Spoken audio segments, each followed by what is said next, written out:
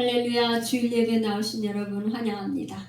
유튜브 영상을 보는 여러분 모두에게도 환영하고 축복합니다. 할렐루야. 지난주까지 욥기 9강으로 해서 욥기 이제 구약을 좀 어느 정도로 제가 마치고 신약으로 오려고 합니다. 왜 그러냐면 이제 욥기가 이제 그 지혜문학이고 그다음에 시편, 잠언, 전도서 같이 지혜문학인데 그다음에 이제 선지서가 나오는데요.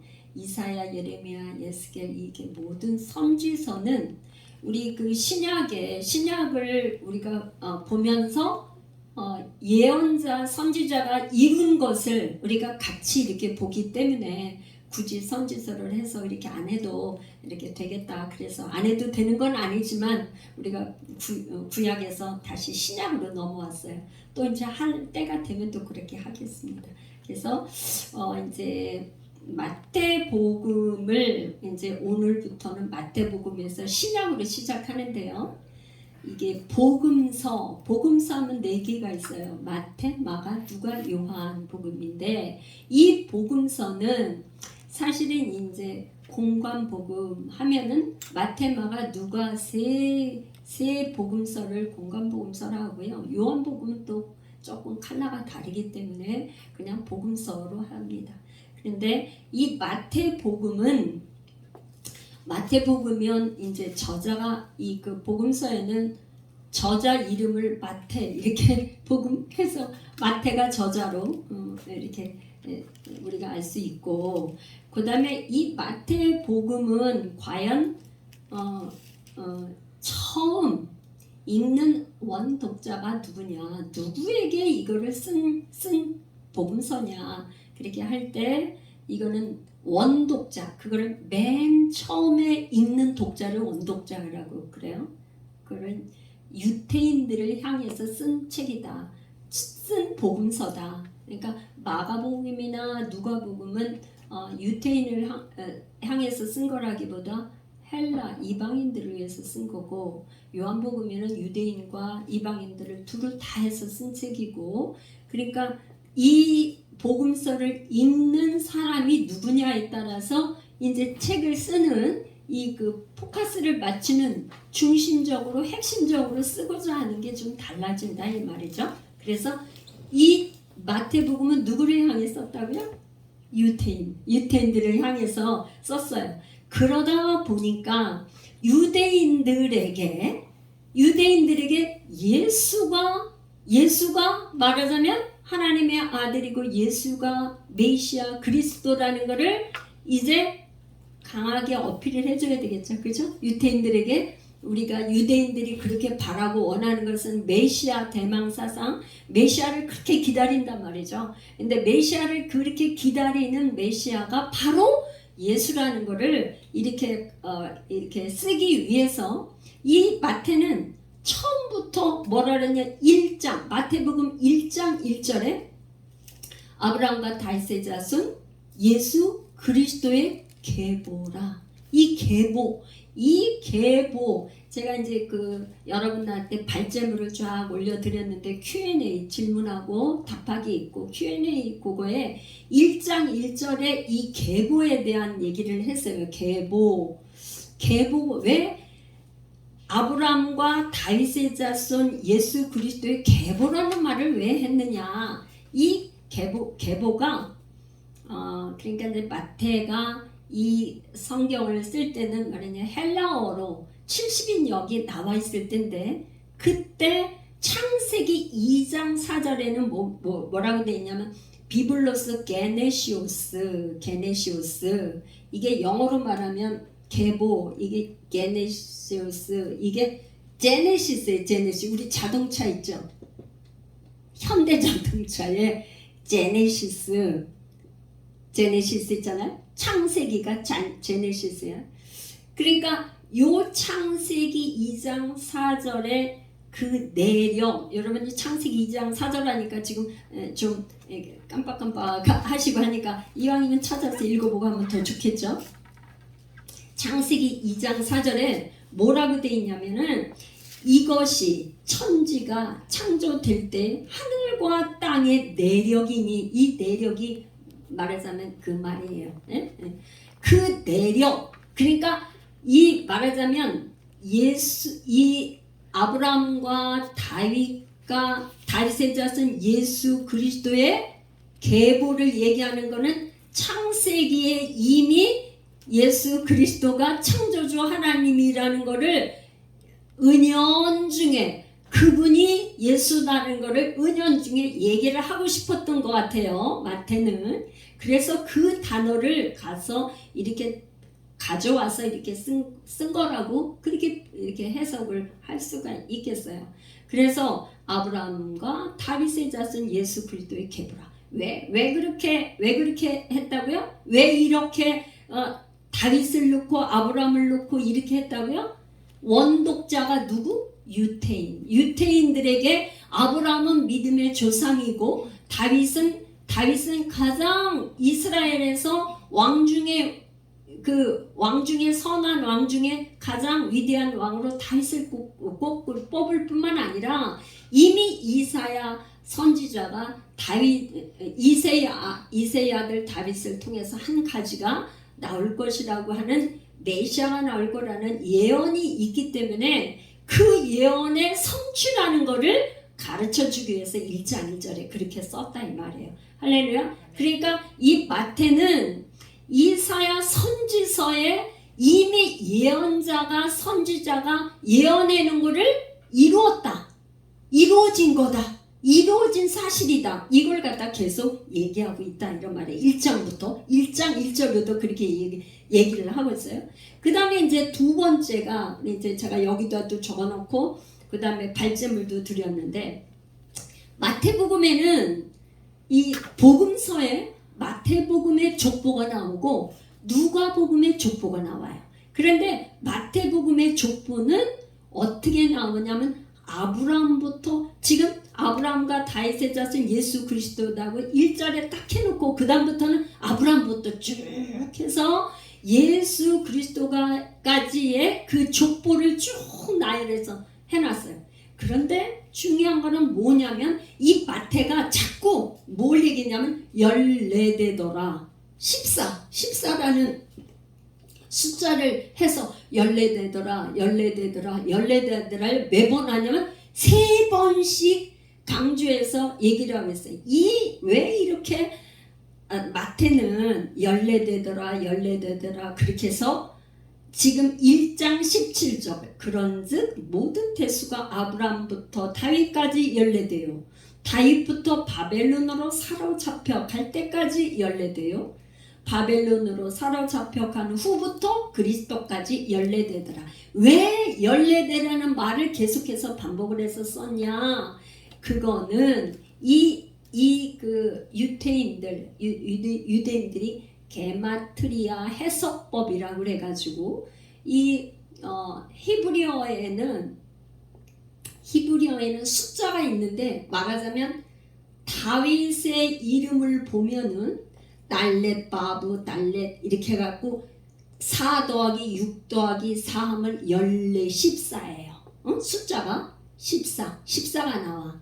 그러니까 이 예수님은 족보를 통해서 봐도 다윗의 후손이 확실한 메시아다라는 것을 강조하는 거예요. 강조. 3번씩이나 얘기를 한 거예요. 14로 끊고 또 14로 꺼서 3번씩이나 강조해서 말하자면 예수가 그리스도인데 그분은 아브라함과 다윗의 후손으로 왔으면서 그분이 메시아라는 것을 아주 그냥 이 마태는 유태인들에게 그냥 또 강조를 해서 1절에서 강조하고 17절에서 강조하는데 족보를 쭉 나열해서 이렇게 썼단 말이에요.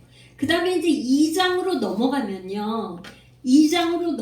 우리가 이제 성탄절이 곧 이제 오는데 성탄절에 보면은 대부분 크리스마스 카드에 이제 그 동방 박사들이 별을 보고 이렇게 박사들이 별을 보고 와가지고 예수님께 경배하는 그런 옛날에는 크리스마스 카드 하여튼 그렇게 하면 그런 사진이 참 많아요.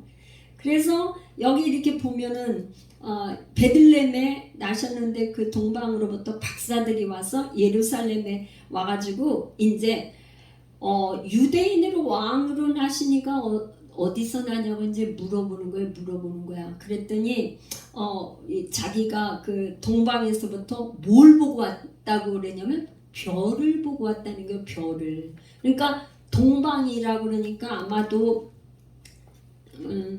그 동방에 하면은 아마 파르티아 거기에서 왔을 걸로 이렇게 예상을 하는데, 거기서 이 사람들 거기 그 파르티아는 점성술이 발달해가지고 천문학을 이게 연구하는 점성술사들이 많았던 것 같아요. 그러니까 늘 밤에 별을 보는데 평상시와는 다른 그런 별이 나니까 이 점성술사들이 그 별을 따라서 계속 온 거예요. 그러니까 낮에는 안 오고 밤에 별을 따라서 오고 했으니까 파르티아 거기서부터 베들레헴까지 오려고 하면 시간이 상당히 많이 걸려서, 예를 들어서 수개월뿐만 아니라 한 1년 이상 이렇게 걸릴 수도 있는 그 거리 정도로 봤기 때문에 이거를 와서 이제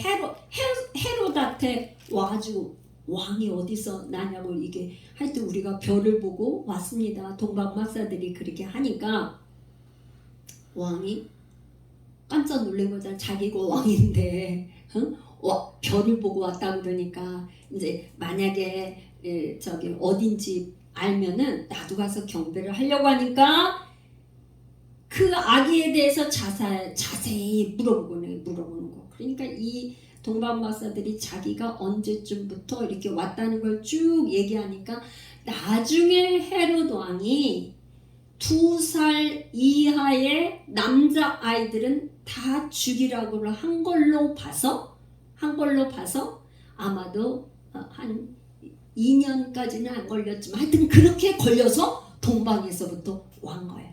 그런데 그 별을 보고 와서 이렇게 저기한테 아기 예수님한테 경배를 했는 것은, 말하자면 이 마태는 그 동방 박사가 와서 경배한 거를 왜 그렇게 기록했을까? 이방 사람들도, 그쵸? 이방에 하나님을 알지 못하는 그 이방에 별을 연구하는 그 사람들도 와서 이 신적인 존재인 아기 예수한테 경배를 했다는 거를 이제 기록을 하는 거죠. 아기 예수가 말 그리스도다. 보통 존재가 아니고. 그러니까 아마 그 옛날에 이 동방 박사들은 아마도 야곱의 후손에서 제가 이제 발제물에도 이렇게 놨는데요. 그런 어떤 유대인들이 이제 포로로, 바벨론이나 이런 데를 포로로 잡혀가서 이렇게 성경 이야기를, 구약 성경 얘기를 하지 않았겠어요? 그러니까 구약 성경에 그 한 별이 야곱에서 나오며 민수기 24장 17절에 나온 그런 이야기를 아마 점성술사들은 아마 귀담아 들어서 뭐가 있지 않았을까. 그래서 그 별을 보고 야, 유대인의 왕이 어디서 났나 하면서 정말 그야말로 그 1년, 예를 들어서 1년이란 이상 시간을 해갖고 밤에만 그 먼 거리를 걸어서 왔다는 게 대단하죠. 와서 그렇게 경배를 했다는 거죠. 그러니까 아마도 이제 그 말구육관 거기에서 난 걸로 이렇게 하는데 여관이 없어서 그 말구육관에서 났다 이제 뭐 이렇게 저기 하는데, 그 이제 누가복음 할 때 이제 이렇게 하겠지만 사실은 그 말구육관 여관이 없어서 그런 게 아니라 그 예를 들어서 그 출산을 하게 되면 유태인들은 부정과 정한 거, 부정한 사람하고는 이렇게 저기를 못해요. 아들을 낳으면 30일, 딸을 낳으면 60일 이렇게 해서 이렇게 정결 예식이 있어야 되기 때문에 그동안에는 누구 이렇게 부정이 타니까 그렇게 할 수 없어. 그러니까 아마 마리아와 요셉이 다른 사람한테 피해를 주지 않기 위해서 여관을 들어간 게 아니라 아마 단독으로 해서 어디 그러니까 지하 같은 곳에는 이제 말하자면은 사람이 있는 게 아니라 짐승들을 이렇게 가두어 두는 아마 그런 곳에서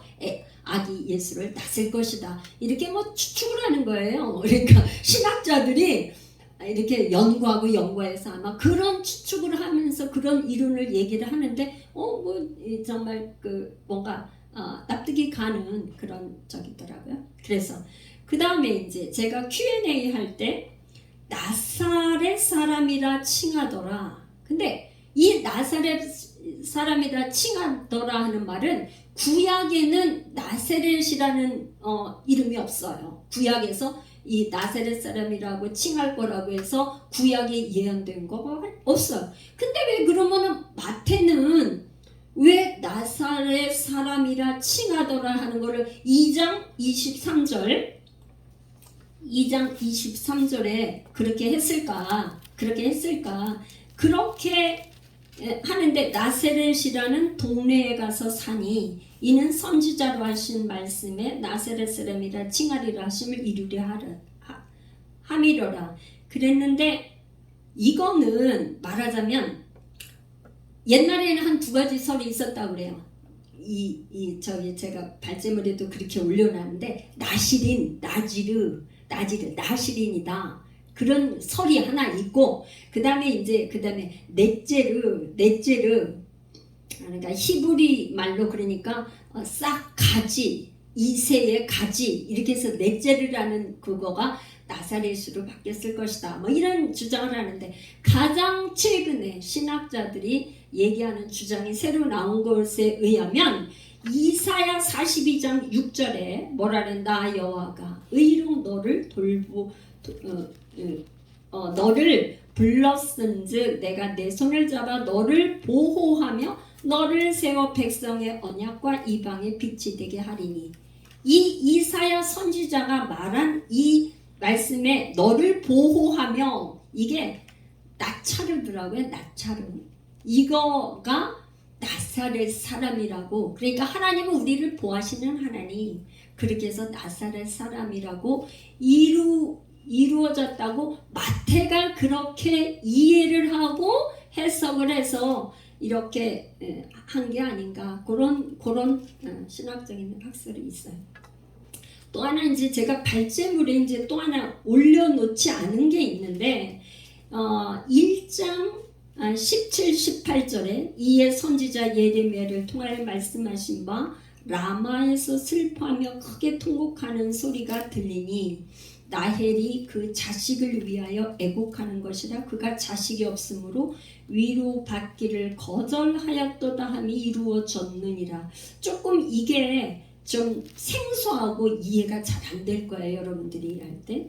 근데 이 라마는 어디냐면 베들레헴하고 가까운 데인데 여기엔 누구의 묘가 있냐면 야곱이 자기 집으로 돌아갈 때 가장 사랑하는 아내가 누구예요? 레아 밑으로 동생 라헬을 그렇게 사랑했잖아. 근데 자기 사랑하는 사랑하는 아내 라헬이 죽었어요. 베들레헴에서. 그래서 베들레헴에서 거기다 이렇게 묘를 했는데 이 라마는 어떤 곳이냐? 거기서 가까운 곳인데 이 곳이 바벨론으로 유대인들이 포로로 잡혀갈 때 거기 집합소였대요, 라마가. 그래서 거기에 포로로 잡혀갈 때 거기서 다 집합을 해서 이렇게 포로로 끌려갔던 곳이라는 거예요. 그러니까 이게 뭐냐면 헤롯이 예수님이 탄생한 거를 저기에서 누가 왕인지 누가 유대인의 왕인지를 모르니까 동방박사의 얘기를 듣고 2살 이하의 아이들을 싹 죽이라고 하니까 여러분 생각해 보세요. 세상에 베들레헴에 아들난 집에 2살 이하의 유대인의 가정에 저기는 생으로 다 자기 아들을 죽이게 되는 거잖아요. 그러니까 그 통곡 소리가 얼마나 컸겠습니까? 그쵸? 다 죽게 됐으니까. 그래서 마태는 어떻게 생각을 했냐면 이 유대인들이 바벨론의 포로로 잡혀갔을 때 그 라마의 그 집합소에서 포로니까 뭐 그 사진 같은 거 보면 그 쇠사슬에 묶여가지고 이렇게 발이 묶이고 손이 묶이고 그렇게 해서 끌려가는 거 아니에요. 노예로 종으로 끌려가는 거잖아요. 그게 거기서 집합소에서 얼마나 통곡을 하고 울었겠어요. 그런데 포로로 잡혀가니까, 전쟁 포로로 잡혀가니까 그런 라마에서의 슬퍼하며 크게 통곡하는 소리가 들린 거를 지금 2살 이하의 사내 아이들이 다 예수님 탄생으로 인해서 헤롯이 죽이려고 하는 것 때문에 다 집집마다 2살 이하의 아이들이 죽으니까 그 통곡 소리를 라헬의 통곡 소리로 이렇게 비유해서 쓴 거로 이렇게 이해를 하고 있더라고요. 근데 그 얘기를 들어보니까 그 책을 보면서 제가 공감이 갔습니다. 그래서 여러분들에게 소개하고 이 지금 마태는 이 그냥 쓴 게 아니라 다 뭐라 하냐면 뭐가 이루어졌습니다. 이 뭐가 이루어졌다. 선지자 예언이 예언대로 이루어졌다를 계속 반복하고 있어요. 그래서 이제 그 다음에 이제 또 하나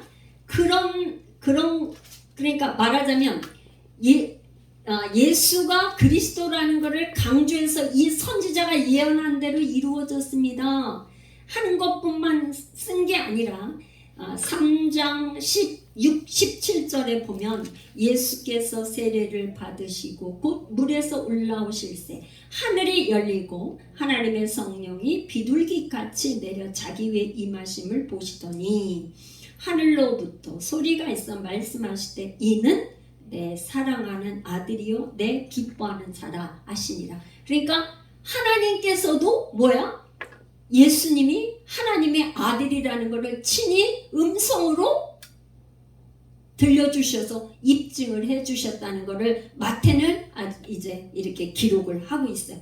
근데 그 예수님이 제가 그래서 쭉 1장부터 3장까지 있는 거를 이제 우리가 성경 공부 시간에 신앙의 토대를 가지고 우리가 성경 공부하는 시간에도 예수님이 누군가 하는 거를 공부하는데 오늘도 또 공부할 건데 이걸 한번 정리를 해봤어요. 그래서 예수님이 과연 누구냐?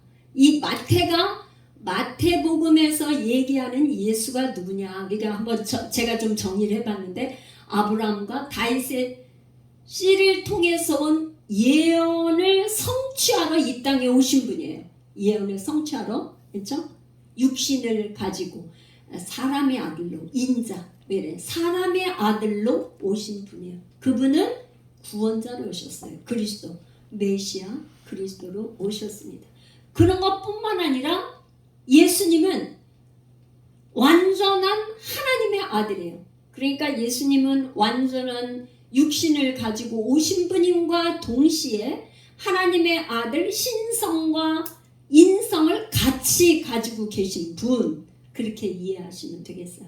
그래서 이 하나님의 아들로 오신 거는 이미 700년 전 이사야를 통해서 예언이 됐어요. 이사야 7장 14절 우리 한번 같이 읽어봅시다. 실제 그런가 안 그런가 여러분이 다 혹시나 읽어보셨다면 더 좋지만 이 시간 다 같이 읽어봅시다.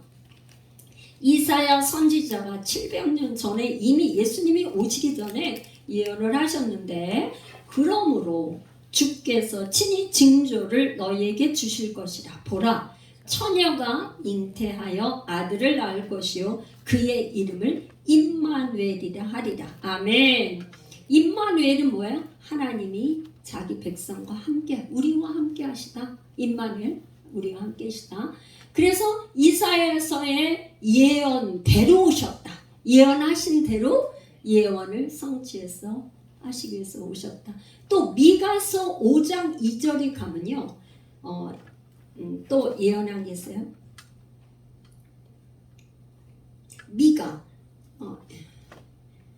오바다 요나서 다음에 미가인데요. 미가서 5장 2절 제가 저기를 알려드릴게요.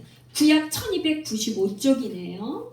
5장 2절 베들레헴 에브라다야 너는 유다 족속 중에 작을지라도 이스라엘을 다스릴 자가 내게서 내게로 나올 것이라. 그의 근본은 상고의 영원에 있느니라. 어디에서 난다고요? 베들레헴에서 날 거를 미가 선지자가 예언을 했는데 바로 베들레헴에서 나셨다. 그 다음에 이사야 40장 3절과 말라기 3장 1절에는 세례 요한이 이렇게 길을 예비할 것을 미리 말씀을 하셨어요. 말라기 우리 3장 1절 한번 볼까요? 말라기서 3장 1절 구약 1329쪽이네요. 만군의 여호와가 이르노라 보라 내가 내 사자를 보내리니 그가 내 앞에서 길을 준비할 것이요 또 너희가 구하는 바 주가 갑자기 그의 성전에 임하시리니 곧 너희가 사모하는 바 언약의 사자가 임하실 것이다. 말라기 3장 1절하고 이사야서에 예언한 길을 준비한다고 했는데 이게 예수님이 친히 오셔서 말씀하시기를 세례 요한이라고 말씀을 해주셨어. 그리고 하나님께서는 친히 음성으로 예수님이 하나님의 아들이라고 또 증명을 해주셨고 또 이제 오늘 사단의 시험에 대해서 이제 더 깊이 이제 할 건데 사단의 시험을 통해서도 하나님의 아들이심이 입증이 됐어요. 예수님은. 그래서 우리도 예수님처럼 이렇게 이기는 자가 우리 여러분 다 되시기를 축복합니다. 우리 이제 오늘 이제 본문으로 제가 채택한 이거는 이제 지금 서론이에요. 마태복음의 서론으로 제가 이제 한 거고 이 마태복음 4장의 1절부터 14절까지는 지금 시험하는 자 마귀가 세 가지 시험을 가지고 예수님한테 왔는데요. 이제 뭐냐면 예수님이 공생의 사역을 시작하기 전에 뭐냐면 40일 동안을 밤낮으로 뭐냐면은 줄이고 금식하신 후에 이제 금식을 하는데 사단이 왔는데 그게 어디 있으니 광야로 가서 시험을 받으시는데 이거를 4장 1절에 뭐냐 예수께서 성령에게 이끌려 그랬더니 성령이 이끌려 예수님이 광야에서 시험을 받는데 첫 번째 뭐라 그러냐면 시험하는 자가 예수님께 나와가지고 내가 만일 하나님의 아들이어든 전제 조건이 붙어요. 만약에 내가 하나님의 아들이면 이 돌들로 떡덩이가 되게 하라고 얘기를 하는 거예요. 돌로 떡덩이가 되게. 지금 예수님이 어때요? 40일 동안 금식을 하셨기 때문에 너무너무 배고프고 줄이셨단 말이죠. 그러니까 배고픈데 돌 가지고 떡덩이로 만들어. 너 하나님의 아들이면 그렇게 할 수 있잖아. 예수님이 할 수 있어요, 없어요? 할 수 있지만 여러분 잘 이제 하셔야 되는 게 예수님은 그렇게 할 수 있는 능력이 있는 분이지만 지금 이걸 해서 해보라고 하는 게 누가 시키는 거예요? 마귀, 시험하는 자. 여기 마귀에게 시험을 받으러. 그랬으니까 마귀가 시험을 하는 거니까 하나님의 아들이 마귀의 말을 들어요? 안 들어요? 안 듣고 뭐라 그러냐면 말씀으로 물리치는데 뭐라 그러냐면 사람이 떡으로만 살 것이 아니라 하나님의 입으로 나오는 말씀으로 살 것이다. 이게 신명기 8장 3절에 있는데 말하자면 여러분 신명기 8장 3절 우리 한번 같이 읽어볼까요? 중요하니까 우리도 이렇게 마귀가 우리에게 유혹하고 이렇게 할 수 있죠. 그러니까 한번 신명기 8장 3절 가봅시다. 신명기 8장 3절 구약의 274쪽이에요. 구약 274쪽. 너를 낮추시며 너를 줄이게 하시며 또 너도 알지 못하며 내 조상들도 알지 못하던 만나를 내게 먹이신 것은 뭐를 먹여요? 만나를 먹이신 것은 사람이 떡으로만 사는 것이 아니요 여호와의 입에서 나오는 모든 말씀으로 사는 줄 내가 알게 하려 하심이라. 그러니까 말하자면 먹고 이렇게 밥 먹고 뭘 먹을까 뭘 마실까 뭘 입을까 우리가 늘 그거에 생각이 많잖아요. 먹고 사는 문제, 의식주 먹고 사는 문제가 우리에겐 늘 관건이 되지만 하나님께서 지금 말씀하시는 건 뭐냐면 만나를 너에게 준 거. 만나가 어떻게 줬어요? 아침에 일찍 나와서 새벽 이슬같이 내리는데 그 만나가 어떻게 내리냐면 그날 먹을 양식만 가져오는 거예요. 그날 먹을 양식만. 그거를 많이 가지고 온 사람 다 못 먹어서 남겨둔 건 썩어 냄새가 나서 버려야 돼요. 그러니까 매일 아침마다 가서 만나를 가지고 그 다음날도 또 가고 그 다음날도 가서 언제까지 이 만나를 먹었냐면 가나안 땅에 들어갔을 때까지, 가나안 땅에 들어가서 그 소출을, 거기서 나는 소출을 먹을 때까지 만나를 먹었어요. 가나안 땅에 들어가서 만나가 끊어졌단 말이죠. 그러니까 이 만나를 먹는다는 것은 날마다 만나는 예수 그리스도의 말씀 안에 생명이 있고 하나님 아들 안에 생명이 있기 때문에 이 만나를 먹어야 생명을 우리가 유지해서 살 수 있다는 거예요. 생명. 예수 하나님의 아들 안에 생명이 있기 때문에 그 생명을 먹어야 된다는 거예요.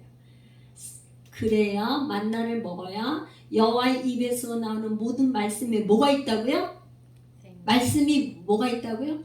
생명이 있기 때문에 말씀으로 산다 이 말이에요. 할렐루야.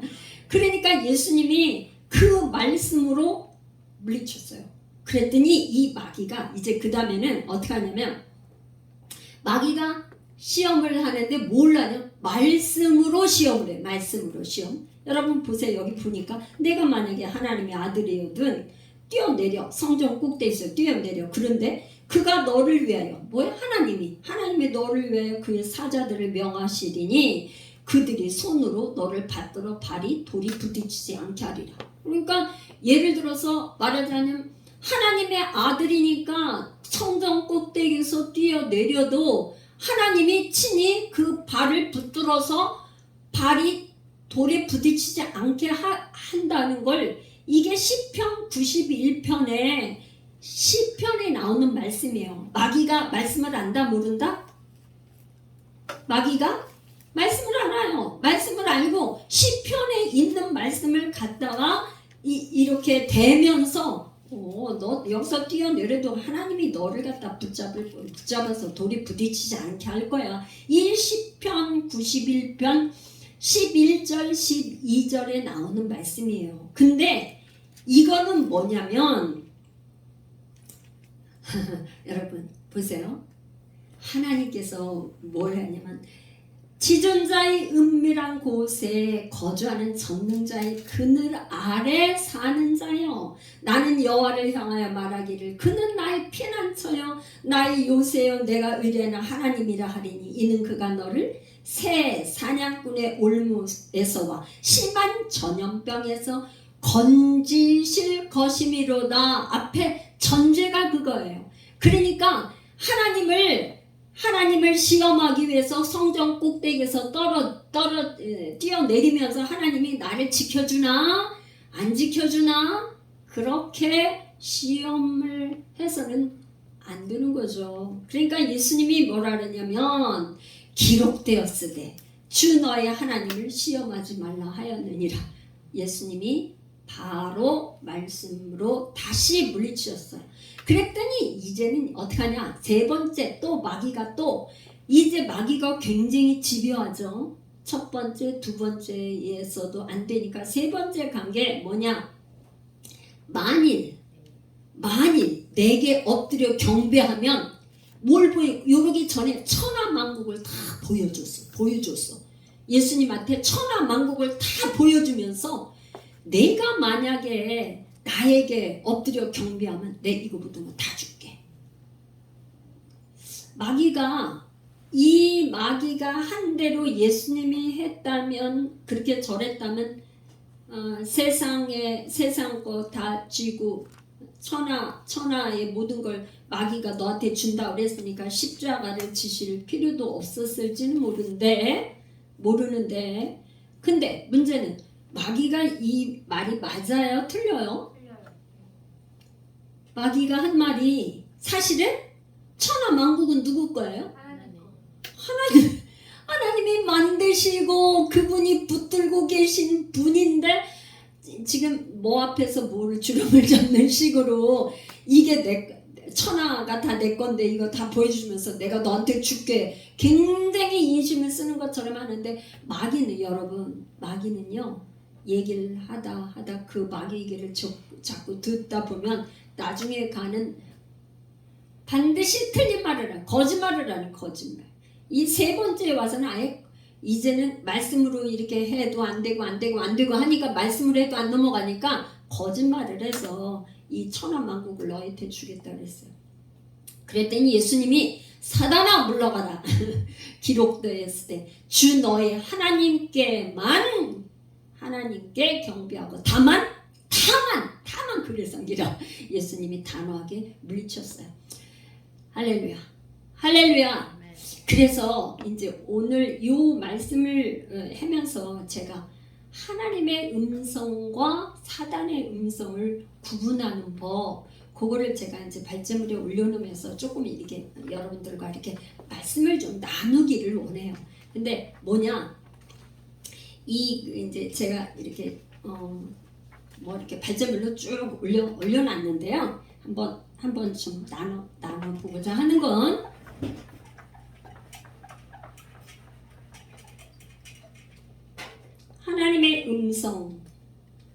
하나님의 음성과 사단의 음성. 여러분이 음성을 들을 때 사단이 아까 사단이 예수님한테 시험할 때 뭘로 했어요? 말씀을 가지고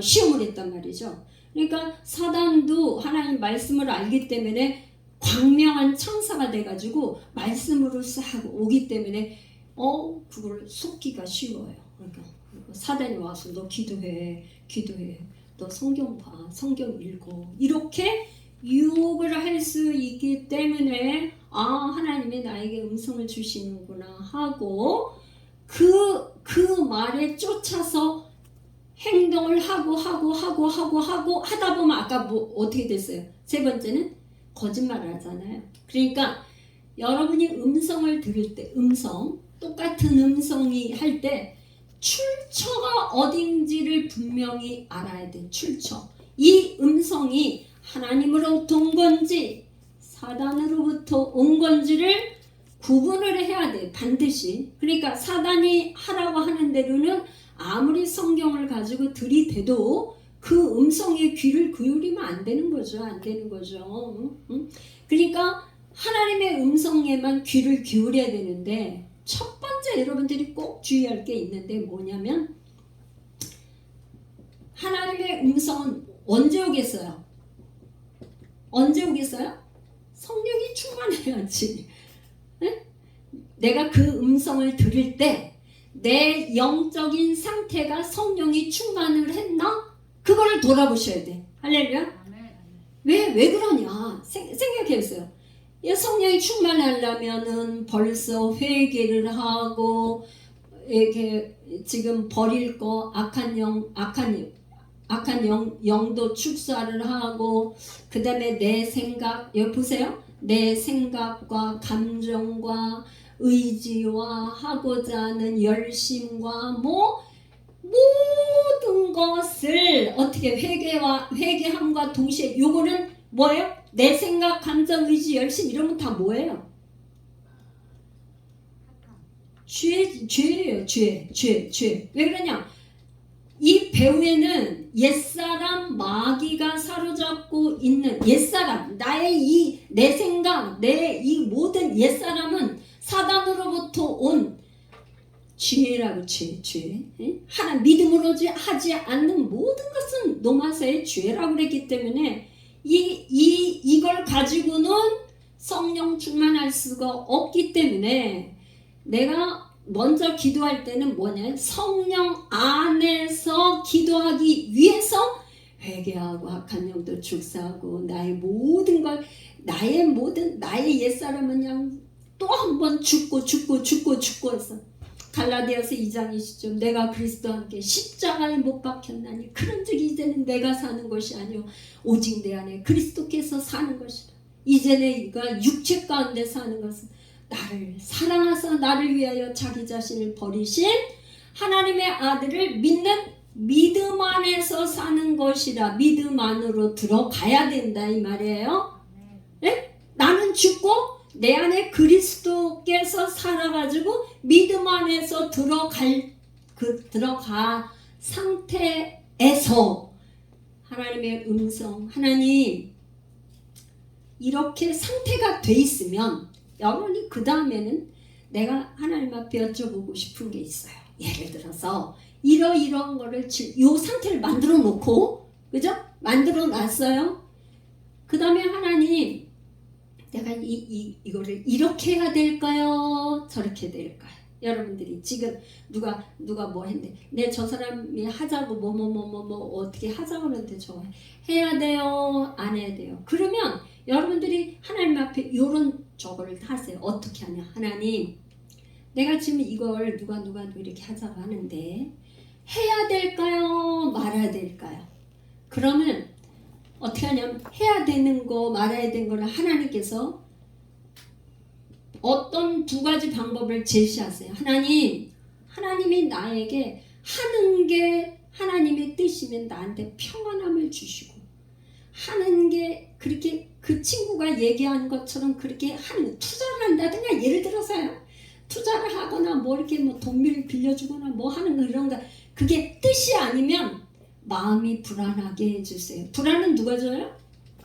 마귀가 주니까. 하나님은 늘 뭘 줘요? 하나님의 뜻에는 하나님의 생각에는 평안, 생명과 평안이니까 하나님이 주시는 생각은요. 그러니까 하나님 그렇게 하는 것이 하나님의 뜻이고 하나님 기뻐하시는 거라면 저 사람이 지금 돈 좀 빌려달라 하는데 주님 어떡하죠? 하나님 어떻게 빌려줘야 돼? 쉽게 말해서 그런 다음에 하나님 어떻게 해요? 그러면 하나님의 평안을 주시면 내가 그렇게 하겠습니다. 근데 그게 아니고 마음이 뭔가 답답하고 불안하고 막 이렇게 되면 하나님의 뜻이 아닌 걸로 제가 그렇게 알겠습니다. 그러면 여러분들이 사실은요 이렇게 기도하고 나면 여러분들이 대부분 그 평안과 불안한 마음을 가지고 이렇게 알 수가 있어요. 알 수가 있죠. 다 알 수 있죠. 그렇게 한 다음에 한 2번 정도 또 해보고 그렇게 해서 만약에 더 중요한 거라 그러면 또 다른 사람한테도 목회자나 누구한테 물어봐서 내가 이런 거 이렇게 하려고 하는데 한번 기도도 좀 해봐 주세요. 나는 이렇게 기도해보니까 이런 적인데 그러면 다른 사람하고 맞춰서 저 사람도 나도 그거 참 평안하네요. 그래서 그분 그거 하는 거에 마음에 편안한 마음이 주시니까 편안한 마음을 주시니까 한번 그렇게 하는 것도 좋을 것 같습니다. 라든지 그렇게 할 수 있겠죠. 그래서 이런 식으로 먼저 구분을 하라. 할렐루야. 그런데 이제 그러지를 않고 예를 들어서 이게 이렇게 하지 않고 출처를 생각하지 않고 사단이 말씀으로 나한테 찾아왔어. 말씀을 딱 제시하면서 처음에 너 기도해, 성경 읽어, 뭐해, 뭐 이렇게 자꾸 해서 한 번, 2번, 3번 이렇게 했어요. 너 이렇게 누구한테 저 사람한테 돈 얼마 줘, 뭐 어떻게 했어, 이렇게 계속 이렇게 했단 말이죠. 그러면 사단의 음성을 듣는 거에 채널이 열려가지고 자꾸 이 채널을 듣게 듣게 돼요. 이 채널을 자꾸 듣게 돼서 이거에 익숙하게 돼.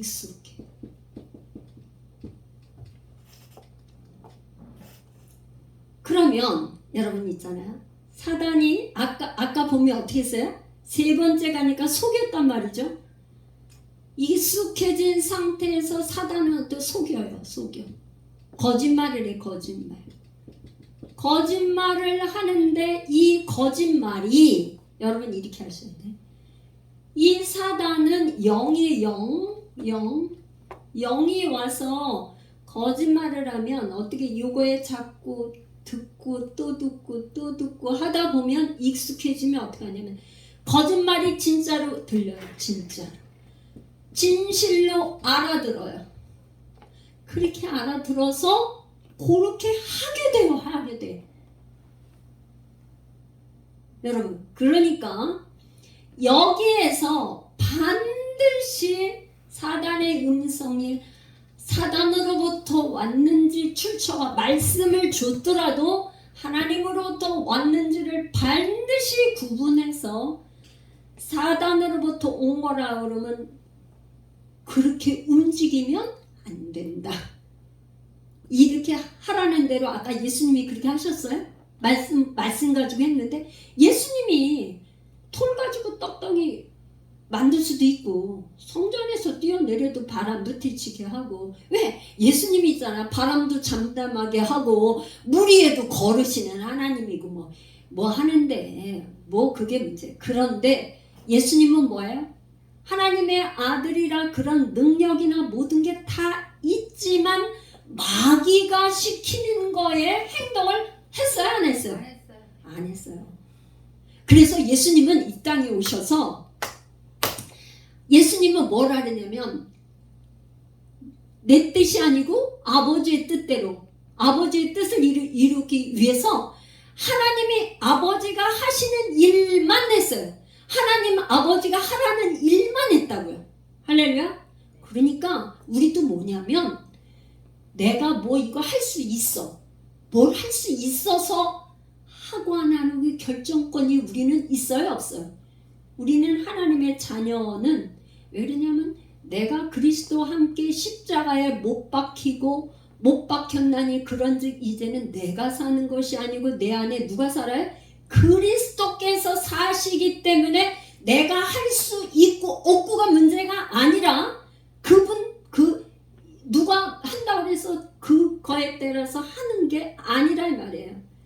하나님이 나에게 메시지를 주었냐 안 주었냐가 중요해. 하나님이 우로부터 온 명령이냐 아니야.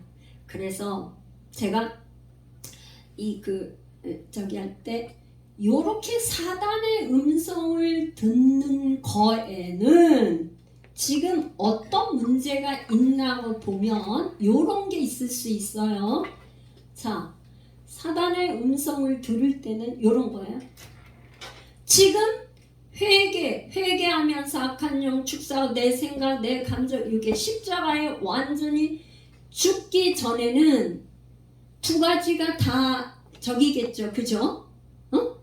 사단의 음성이나 하나의 음성이나 이게 먼저 혼미한 상태에서 이것도 오고 양갈래서 다 그렇게 됐죠. 완전히 죽지 않았기 때문에. 그러니까 저는 여러분들에게 이걸 권합니다. 뭐냐? 하나님의 음성을 듣는 거예요. 맨 첫 번째, 여러분 아기가 태어나요. 아기가 응애하고 뱃속에서 엄마 뱃속에서 태어나면 여러분들 아기는 처음에 말을 하거나 뭐 알아듣고 뭐 하는 게 해요? 아무것도 몰라. 아무것도 모르고 아기는 그냥 울기만 해. 울면 엄마가 젖을 줘. 또 울면 기저귀도 갈아줘. 엄마가 이 아기한테 다 해줘. 하나님이 처음에 여러분들 있잖아요. 처음에 아기인 상태에서는 갓난아기인 상태 하나님이 전적으로 다 해줘. 하나님이 다 해주신다고 여러분. 다 해주셔. 그 다음에 점점 이 아기가 자라서 1살, 2살, 3살 이렇게 할 동안에 이 아기는 젖을 먹고 그거하고 엄마가 그거 하는 가운데 가장 익숙하게 누구 말을 익숙해요? 엄마 엄마 아빠의 음성을 굉장히 익숙하게 듣죠. 그죠. 엄마 아빠의 음성에 굉장히 익숙하잖아. 그 다음에 누가 낯가림을 하는 데는 누가 다른 아줌마나 이웃집 아저씨 막 우리 저 손녀를 보니까 막 우는 거야. 누가 오면 엄마 아빠 이외에 누가 오면 그렇게 낯가림을 하고 울더라고요. 그런 거나 마찬가지예요. 그러니까 뭐냐면 우리가 예수 믿고 이게 지금 두 가지 채널에 그거 할 때 부지런히 여러분들이 하나님 말씀을 귀에 들려주시는 게 첫 번째. 뭘 들려줘요? 교회에서 이렇게 설교하는 거 듣는 것 뿐만 아니라 집에서도 원래 있는 이 말씀을 주야로 계속 읽고 듣고 들여서 뭐에 익숙해야 되냐? 하나님 말씀에 부지런히 말씀에 익숙해지는 이 거룩한 습관이 계속 들여줘야 돼요. 계속 하나님 말씀을 듣고 읽고 이게 계속 반복해서 기도와 말씀으로 계속 반복되면 사실은 시간이 지나면 이거를 굳이 그렇게 안 해도 그냥 하나님의 음성과 사단의 그 음성이 사실은 구별이 돼요. 저절로. 왜? 하나님 말씀이 익숙하니까. 진짜니까. 이거는 진리니까. 그죠? 감각이 생긴다고 여러분. 그죠? 남편하고 벌써 1년, 2년, 10년, 몇십 년 살다 보면 남편이 이렇게 해서 문 밖에서 저만큼 해서 차 파킹하고 오는데 남편 온다는 거 몰라요, 여러분? 알죠? 그렇게 하나님의 말씀, 진리의 말씀에 아주 익숙해서 저절로 분별이 됩니다. 할렐루야. 그러니까 제가 성경 통독하는 걸 제가 자꾸 강조하는 거 100번이나 강조해도 여러분들에게 부족해요. 솔직히 말해서. 그리스도인이라 하면 이 하나님의 말씀을 알지 못하면 말씀을 알아야 순종할 수 있고 말씀을 알아야 그대로 살 수 있고 말씀을 알아야 축복이 뭔지 알 수 있고 그렇다 이 말이죠. 말씀을 모르면 뭐에 순종을 해야 될지 어떻게 해야 될지 분간이 안 된다. 내가 길이요 진리요 생명이니 나로 말미암지 않고는 아버지께 올 자가 없다는데 이게 길이거든요. 이게 길이기 때문에 이 말씀을 자꾸 평소에 여러분들이 성경 공부하려고 생각하지 마세요. 공부는 교회에서 목회자가 이렇게 가르쳐주는 이렇게 뭐 수요일날도 좋고 금요일날도 좋고 주일날도 이렇게 성경 이렇게 가르쳐드리기 때문에 성경을 여러분들이 굳이 배우려고 공부하려고 하지 마시고 먼저 읽으세요.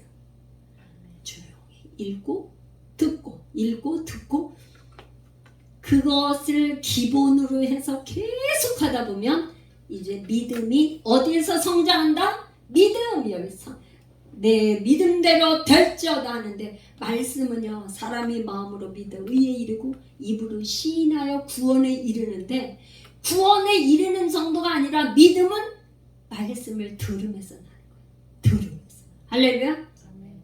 할렐루야. 아멘. 여러분 오늘 마태복음 1장에서 4장까지 했는데요. 오늘은 뭐 여러 가지 이렇게 했지만 하나님 정말로 우리가 하나님의 사단의 음성에 순종하는 게 아니라 따라가는 게 아니라 하나님의 말씀에 참 음성에 귀를 기울이고 하나님 음성은요 내 말이 영이고 생명이라고 그러셨어요. 하나님 말씀이 영이에요. 말씀이 생명이에요. 이 말씀대로 여러분 잘 깨달으시고 순종하는 여러분 다 되시길 축복합니다. 우리 한번 주여 한번 부르고 하나님 우리 이 말씀이 영으로 생명으로 나에게 입혀 주옵소서. 주여 한번 부르고 기도하겠습니다.